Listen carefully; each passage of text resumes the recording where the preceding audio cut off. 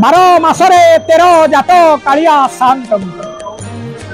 प्रत्येक यात्रा विविध वेश श्रृंगार महाप्रभु श्रृंगार हो अगणित भक्त मान दर्शन दियं प्रत्येक दिन महाप्रभु 5 थर वेश हो एवं विशेष दिन ऋतुकालीन वेश रही जितेबाला शीत पड़ शरीर में कंप सृष्टि हो घोड़ वस्त्र परिधान कर जितेबाला गरम आसीज प्रचंड ग्रीष्म निधाग उद्धार पाइबा पाए चंदन चरचित नील कलेवर पीत वसन बनवाय महाप्रभु आपाद मस्तक पर्यंत चंदन लागी हेवे चंदन वेशर श्रृंगार है केतबले कृष्ण रूपरे केतबले राम रूपरे केतबले वामन केतबले परशुराम केतबले पद्म फूल रूपरे प्रकट होई जगतरे भक्तमान सर्व चक्र दर्शन दिय पवित्र ज्येष्ठ पूर्णिमा देवस्नान पूर्णिमा ए देवस्नान पूर्णिमा रे महाप्रभु गोटे श्रृंगार हुंती गणपति वेशरे महाप्रभु दर्शन दियंती अगणित भक्त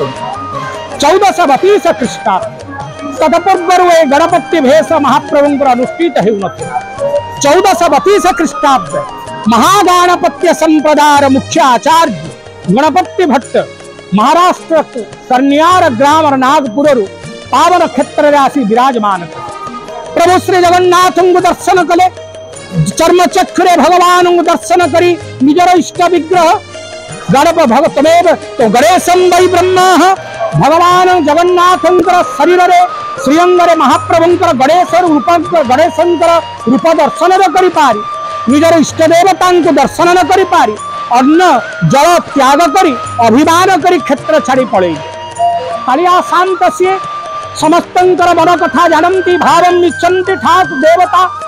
शिवभक्तं विनोदार्थे करमि विविध क्रिया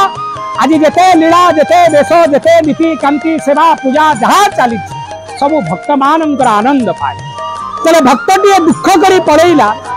जाकरी गोटे स्थान गोटे से स्थान मध्य रही जो नाम भट जगह बोली रही से भट जगह परवर्ती से जगह महाप्रभु जाकरी गणपति भट्ट से विश्राम नेले ना भट जगह नाम नामित होती बहु प्राचीन जगह से तो सेठी विश्राम नहीं महाप्रभु जाई सेठी पहुंचे कहले अरे बापा तू मत दर्शन करी फेरी पड़ी आसुना आस आस महाप्रभु तांकु डाकी करी आनिचन जेतेबेले आसी से सिंहद्वार निकट रे छिड़ाई से और देखितले कौ रूप रे एवं तमेवं वक्रतुंडश्चं तमेवं गणनायकः से देखितले पार्वतींकर नंदन रक्तवर्णर गणेशं को दर्शन करथिले इष्ट विग्रह रूप रे उपासित करुथिले एटी भिन्न रूप रे दर्शन करी से आश्चर्य होइचन रक्तवर्ण सेना पार्वती नंदन धड़ा कला हाथी जगतनाथ थर बुलाइड भुंजंती अन्न को दुर्लभ से रूप विपरीत चमकी पड़े गणपति भट्ट आश्चर्य हो गले कहले अरे तमेवं वक्रतुंडश्च तमेवं गणनायक कही साष्टांग प्रणिपात कले एवं महाप्रभु गणपति रूपरे कला गणेश धड़ा गणेश रूपरे विराजमान करी गणपति भट्टं को जो दर्शन देइथिले से मद भक्तं विनोदार्थे करोमि विविध क्रिया भक्तर मनवांछा परिपूर्ण कले तार मान रक्षा करिबा पाई देवस्नान पूर्णिमा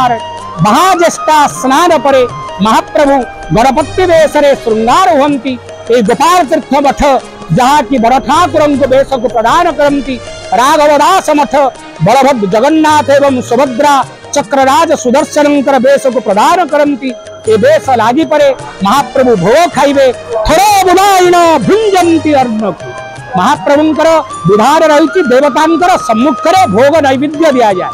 किंतु देवस्नान पूर्णिमा महाप्रभुंकर आगे पछरे उत्तरे दक्षिण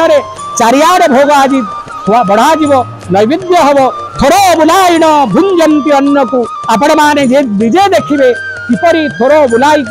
कालिया शांत बड़ ठाकुर भोजन करुछंती सिना गणपति भट्टं को दर्शन देते 1432 ख्रीष्टाब्द आज दिन आपण मैंने से भाव से प्रेम से भक्ति श्रद्धार को दर्शन करेंगे चर्म चक्षुरे अनुभव करेंगे कालिया शांत किपरि हाथी सुंद बुलाई भोजन करुछंती यहाँ ही गणपति वेश ये गणपति रूप जे दर्शन करे गणपति समस्त विघ्न विनाशन करिथांती समस्तंकर जीवन